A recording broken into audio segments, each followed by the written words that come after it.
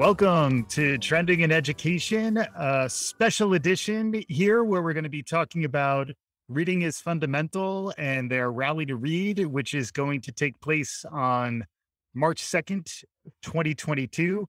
We're joined again by Alicia Levi, who's the president and CEO of Reading is Fundamental. Alicia, welcome back to Trending in Education. Thank you, Michael. I'm so thrilled to be here today. As if that's not enough, we have much, much more. We also have Orion Jean, who is Time's Kid of the Year, who's going to be participating in the live stream, all sorts of amazing stuff. Orion, welcome to Trending in Education. Yeah, I'm so happy to be here. Yeah, I'm amazed. I think you are setting a record as the youngest guest. I've had my 3-year-old son briefly on, but he didn't really count as a guest. So you are setting a first 10-year-old as a guest. So congratulations. Although it sounds like the accolades just keep on rolling in. So congrats. I'm excited to hear more from Orion in a moment. And again, we have more. So keep on listening. We have more coming. We also have Monica Alexandria Brown. Welcome to the show, Monica. Thank you. I'm so happy to be here. And you're a children's author, written many books. We'll hear a little more from Monica in a little bit. And then last but certainly not least, we also have Joanna Ho, who has written a couple of really well reviewed and popular books, children's literature as well. Welcome to the show, Joanna. It's such a pleasure to be here.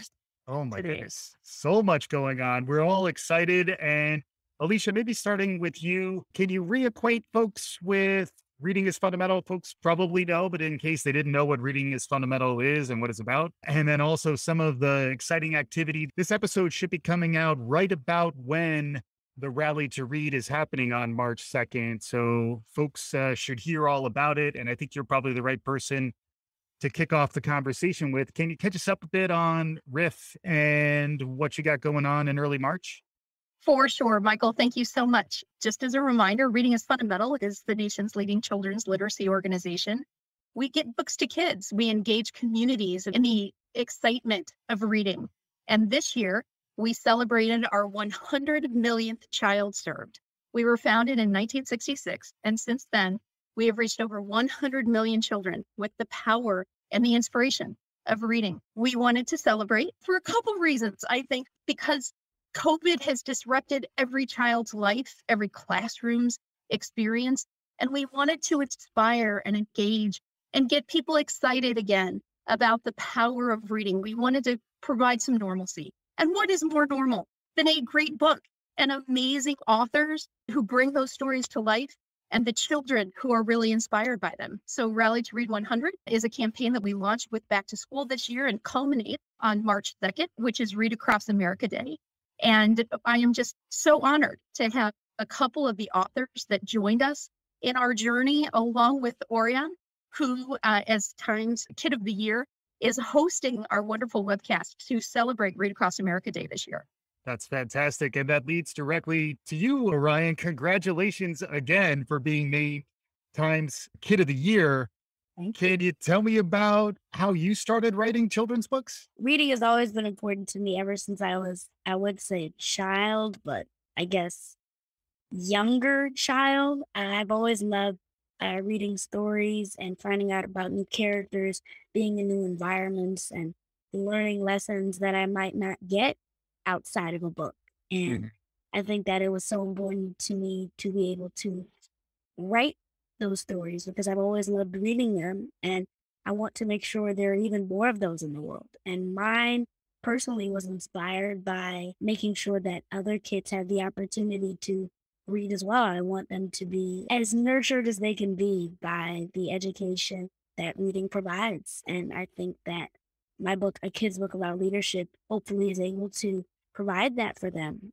Kid's Book About Leadership is just the book that I wrote, and it talks about how important it is to be a leader. Anyone can be a leader, and a good leader can come from anywhere. And I'm constantly learning how to be the best leader I can be every day. So it doesn't matter if you're scared or nervous sometimes. It's just sometimes you just have to take that first step. And I hope that for some kids, this book is that step. And one of the most important things to me is that kids are able to have access to books like this, which is why it's amazing that I was able to join Reading is Fundamental in this Rally to Read 100 celebration, which is a pledge that works to re-engage children in a lifelong love of reading, curiosity about the world, and passion for exploration and growth throughout books. And I'm just humbled to be able to be a part of something that will hopefully inspire many kids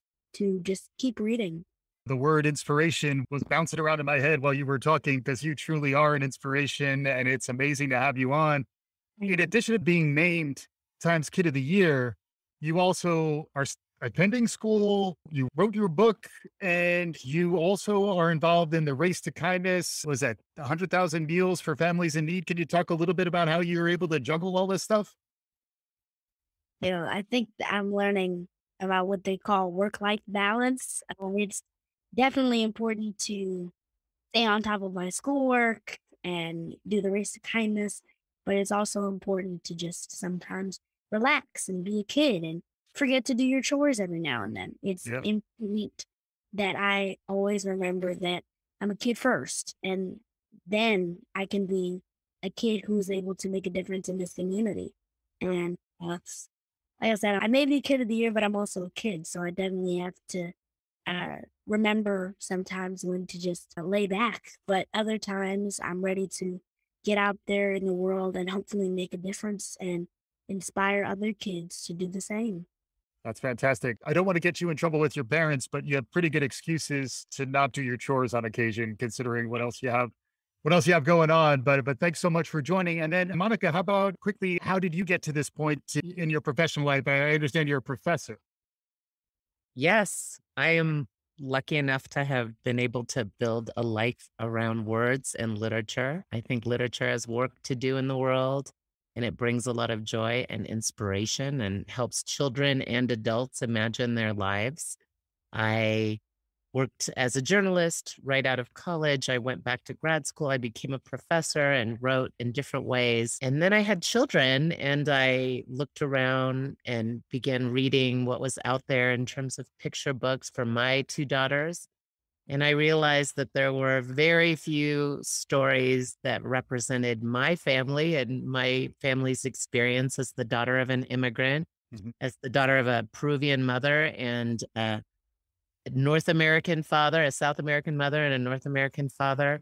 And I didn't want my children to be described as fractions because I think our multicultural mixed race children are whole just as they are and they contain multitudes. So I decided to write the stories I wanted to read to my children, which is what the late, great Toni Morrison always suggested. If you look around and you don't see the stories that you want to read them, then write them yourself. And that's what I did. I have seen the power of literature, both in teaching older kids and my work with children. And that's why I support Reading is Fundamental as an organization. I consider myself a literacy activist. And I think reading is fundamental, puts books in the hands of children, supports literacy in the home environment. That's work that's similar to what Orion is doing in bringing books to children and helps them grow and develop as thinkers, as readers, as writers. It helps children grow as critical thinkers, as compassionate citizens, hopefully, and it offers a respite during tough times like the pandemic. I think the last 2 years have affirmed for us just how important the arts are and literature, especially because it can provide what Rudine Sims Bishop called windows, mirrors, and sliding glass doors for children to walk through. hmm And just in case our listeners are trying to get a reading list together, I know you have many books, but there is a few that are really understood as like seminal works. I know even Joanna, who we're going to be hearing from next, was inspired by some of your work. But can you just share a few titles for folks who may be curious?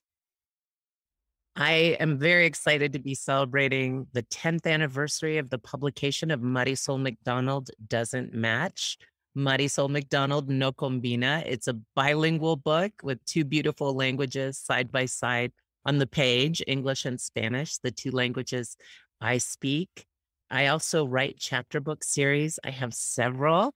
The Lola Levine series also explores a beautiful, complex, healthy, happy, multicultural, mixed religion and race, family. Let's see. And I guess I'll announce a new series before anyone else that I am writing that will be called The Fantastical Tales of Mari A. Fish.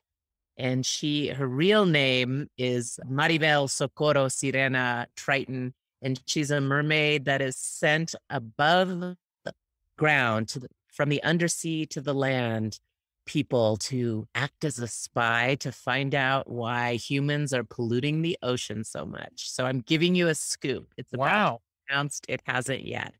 So The Fantastical Tales of Mari A. Fish. She's pretending to be an exchange student from Finland, of course, but really she's from the land of myrrh. Wow. Breaking news. Breaking news. Thank you so much. We already had Times Kid of the Year. I was excited about that, but now we're getting the scoop on a new book, which is amazing. I see Orion is excited already. And then as if that's not enough, Joanna, you're more recent to the Kid Lit game, but can you catch us up a bit on who you are and what you've been writing and what's going on in your world? Sure, absolutely. So I am newer. My debut picture book was released just a year ago in January 2021. It's called Eyes That Kiss in the Corners and became a New York Times bestseller, which was just flabbergasting and very grateful and so honored to have so many readers out there picking up the book and reading it. My second book was released last September. It's called Playing at the Border, A Story of Yo-Yo Ma, and it covers a time when Yo-Yo Ma played at the border of Mexico and Texas to really send a message about building bridges and not walls. And my most recent book, Eyes That Speak to the Stars, was just released last Tuesday. Wow. My first young adult novel will be out this June. So that is called The Silence That Binds Us. So exploring different genres, but very grateful to be in a space where I'm able to tell stories and share them with readers. Yeah, that's fantastic. You've certainly been busy during these pandemic years, and congratulations on all of that. That sounds amazing. And then really for all of you, you each bring a special perspective to writing, literacy, and education. Also, it sounds like your books and your efforts share some commonalities around trying to support kids from different backgrounds and being perhaps a little bit more representative of everyone who is out there who may be reading books. I think you've hit the nail on the head here. The diversity in children's literature is just lacking. And you've heard from some of the best. I am listening myself in awe that I get to work with these amazing people who are dedicated to ensuring that every child sees themselves in the books that they read, have the opportunity to see their experiences. And for those that haven't had those experiences, can see through to how others live. So it's diversity in children's literature is critical. Reading, of course, is fundamental, but how do you engage a child in reading and their family and the community around them? By helping them see themselves and their experiences in the books that they read. And you're hearing from these amazing, gifted authors who are bringing those stories to life for children nationwide. Mm-hmm. Yeah, and Orion, you're one of those kids. And one of the ways in which we increase representation is by empowering authors like yourself. I'd love to hear your perspective on all this. Not only am I hoping to impact the landscape of reading, but I'm also the one who's being impacted. As a kid myself, I'm hoping to see more stories like the ones that I want to write represented. And I'm hoping that the books that I write are able to inspire other kids to be able to know that they can go out and do the same thing. Diversity is very important because if you don't see yourself in the situations or environments that you want to be in, then how will you ever know that it's possible? And I think that I just had to be able to be the change that I wanted to see and write the stories that I wanted to read. And I want other kids to be able to do the same so that for the next generation of kids who haven't been born yet, they're able to see more of themselves in books as well. Mm-hmm. That's fantastic stuff. Monica, perspective from you on this topic? I love what I get to do. I get to write for children. I get to support really not just the ability to read and write, but a sort of global literacy, a visual literacy. Picture books are the place where text and art meet.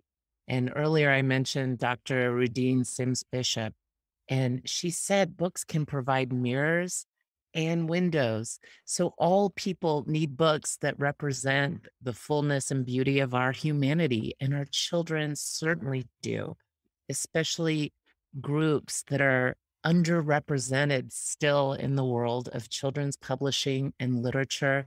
And that's why books like Joanna's resonate so much that they touch children everywhere. And in time when rhetoric lacks the compassion and kindness that Orion so eloquently spoke of, our literature can offer that.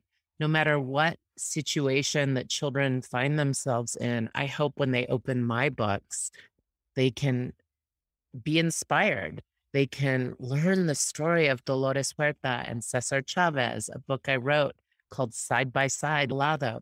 Learn to value the people who work to put food on our table. Learn to have a brief glimpse of what it means to organize, to be politically empowered through a labor movement, or through art and literature, or through sport, like Pelé, the king of soccer, the Brazilian soccer player who was so poor that he learned to play soccer. They would steal toronjas, like grapefruits, and play with grapefruits, or stuff a sock with newspapers. And the team he played on as he grew older was called the Barefoot Team, and even have tennis shoes. And so when I share that story, I ask children at the end, so what do you need to be the greatest of all time to achieve? Do you need fancy brands? Do you need special shoes? Or do you just need the hard work, the dedication, the skill? I think the lives that don't often get included in our history books and in social studies even are the ones that can light sparks of creativity in children of all ages. And so that's what I try to do with the literature that I write, engage their creativity. Children are the most imaginative of beings. And I think, unfortunately, the pressures to conform sometimes limit that, how we might imagine our lives or approach education or approach each other. And I think children's books act as a bridge between teachers and students sometimes that may be from different cultures. Among students, they increase understanding of the different lives that exist in the world. We learn compassion from glimpsing and having a chance to walk in others' shoes. And it is a beautiful thing to get to do. And it's incredibly important. We discovered again just how important the arts are and the work art. And I'm talking about language arts, the work that language arts has to do in this world. Mm-hmm. Everything that both Orion and Dr. Brown mentioned really resonate with me. So I think the things that I could add are that having inclusive children's books, it's not just about developing compassion and empathy for other and self. I think that there is a real need for us to use these inclusive books as tools to help us be more critically conscious in our world. What I mean by that is kids' books are a perfect blend, as Dr. Brown said, of the text and of the images, but because they are able to present super complex topics and complex history in a way that are accessible for children. A lot of kids' books are written with so many layers and complexity. You really could, in a college level class, dissect a kid's book and go into the history and the systems that have created a single narrative of dominance or power. And you can use these books to help children develop the tools to talk about some of, and I take that back, not just children, all people, adults too, to really talk about a lot of things like, why don't we hear stories? Why are some people invisible in this country and others not? Like when we talk about why I became a writer and why I became an educator, I'm also vice principal at a high school in the Bay Area. They are really rooted in the same reasons, because I really wanted to, I think, dismantle systems of inequity and oppression in our country. Education is one system that is incredibly broken and unjust. And then it's similar to Dr. Brown, when I had my first child and I was looking for books for him, as a former English teacher, I was always looking for books that were really representative of my students. And I was doing the same for my son. And I could find so little. And to Orion's point, you be the change you want to see, tell the stories you want to read, tell the stories I wish I had. Growing up, I didn't have books or movies with characters that looked like me, that represented me in any way, to the point where that invisibility was so internalized. I did not even know it was possible for an Asian girl to be in a story, for an Asian girl to be in a movie. The idea did not even cross my mind. And there is a huge lack of power when you have accepted your own invisibility in that way. And so my hope is that through the stories that we're all telling, that we're creating a new canon and a new way of seeing ourselves, but seeing each other and recognizing the world as it truly is and not the world as it has been sold to us in schools and in the literature that we've read so far. So that's one reason I feel really grateful to be part of RIF and this push for inclusivity in kids' books, because it goes so far beyond compassion and empathy. It goes into using these as tools to truly change the systems that have for far too long marginalized too many. Yeah. And I'd like to hear a little more from you, Orion. Where do you get your inspiration to write? To me, inspiration to write comes from just my want and need for more stories that didn't necessarily revolve around slavery or civil rights. Just seeing a story where a kid is a kid, no matter what their color is, because people who are reading this book might not even know that I am who I am. They just know that I'm an 11-year-old kid who was able to make a difference in this community. And I want other kids to be able to make a difference in their community as well. And by reading books like these, I hope to just inspire as many people as possible and the next change makers of the world. Awesome. I've been inspired by all of the people we've assembled here. I know there's even more folks you have coming together. Well, Michael, you can probably see why I'm excited every day about the work that I do, because reading does inspire. Books are a springboard for opportunity and ideas. And there's a story in every child, in every family, in every classroom. And these stories, in whatever form they take, in the form of a book or a poem or a digital resource, you can really inspire a child's curiosity and imagination. And that's really what Reading is Fundamental is all about, inspiring that excitement, the power that reading provides. And so we have a sweepstakes tied to this Rally to Read campaign. 100 schools will win 100 diverse books. We'll be announcing the winners on March 2nd on Read Across America Day during our webcast. We had schools take pledges and students take pledges to read 100 books. We have authors like these amazing authors that are here today. We have LeVar Burton and Chelsea Clinton and Sandra Boynton, and we have artists and a whole host of people that have stories to tell, to share with children. And we want to inspire children to engage in those stories, but to potentially tell their own stories, to create their own stories, to create those moments of reading in their homes every day with, as Monica said, with generations of family members and community members who are inspired by what is possible with reading. That's awesome. And I know that read-alouds are a big part of this as well. How does RIF foresee parents and teachers incorporating read-alouds into children's learning? It's such a great question. Modeling behavior is such a critical part of a child's growth and reading journey. And read-alouds are a wonderful way for children to learn the fundamental elements of reading. Not just the story that's being told and all the pieces that make that story come to life, as Joanna was talking about earlier, but just the fundamental building blocks of reading. And reading a story can come in many forms. It can be a bedtime story that families do at night. It can be reading a recipe during dinner time. There are so many ways. It doesn't just have to happen in the classroom. It doesn't just have to happen at bedtime. But reading aloud, we were lucky enough to work with these wonderful authors to read their stories aloud to children nationwide. But reading aloud is a model behavior that we encourage in classrooms and homes nationwide in any forum.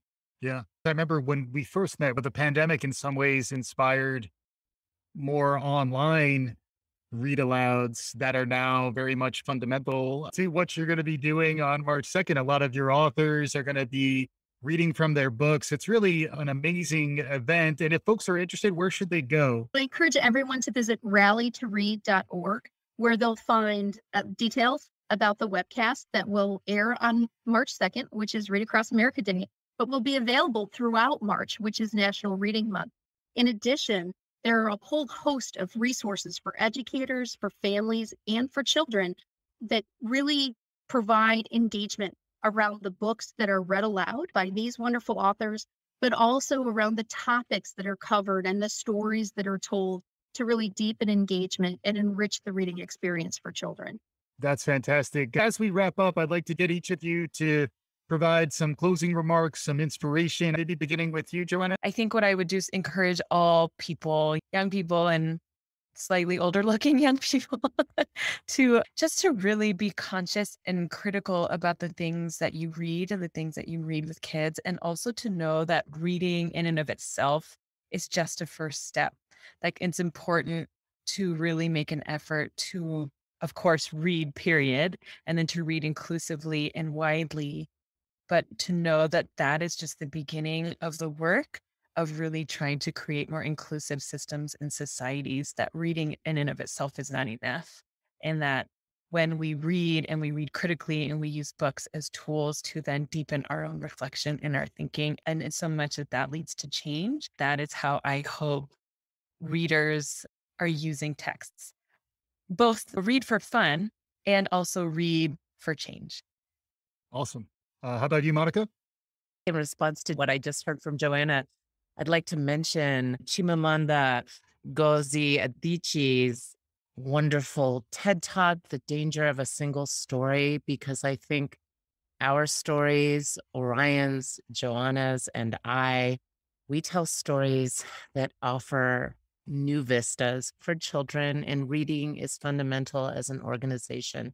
Put such diverse stories out into the world that more children, I hope, can imagine themselves as leaders, as playing on the border, creating beauty in a place of pain, creating art from struggle, learning to organize, to imagine, to create, to find their voices as they see the journeys of young people who found theirs in reading books about people like Pablo Neruda or Dolores Huerta, Cesar Chavez, Frida, who through physical challenge found art and expression and beauty.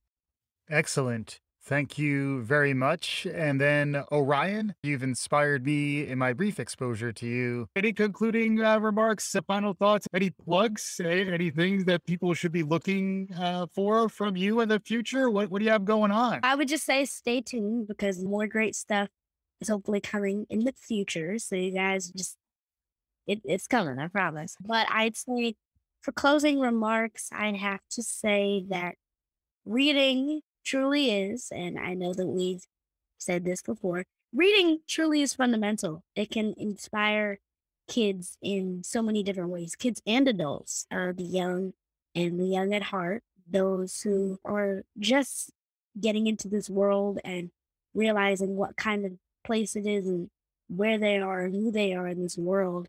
And for those who have been here a while, it's amazing to see how literacy can bring so many people together of all ages, all backgrounds, all genders, all colors. It's awesome to see. And I think that if we continue to make sure that access to reading and literature is given and diversity in books is given, then we can, together work to become a better and more progressive society through literature. And I think that for me, books has meant so much, because it's a way that at the end of the day, after everyone's been very busy or at work or at school, can just come together and sit down and relax and escape into a different world or a different reality or different universe for a few minutes, for a short period of time, just to immerse themselves in this experience that we call reading. And I want as many kids as possible to be able to grow up loving that. Awesome. We'll conclude with that. Thank you to all of our panelists, Alicia Levi, Monica Brown, Joanna Ho, and of course, Orion Jean. An amazing, inspirational conversation. This is all about Reading is Fundamentals, Rally to Read, and the Reading Inspires event, which will be taking place on March 2nd. Go to rallytoread.org. You'll find out about all of this. Thank you, everyone, for joining on this episode. Thank you. Thank you so much for having us. And then for our listeners, hopefully you're as inspired as we are. Thank you for listening. Write a review, share the good word, subscribe. We'll be back again soon. This is Trending in Education.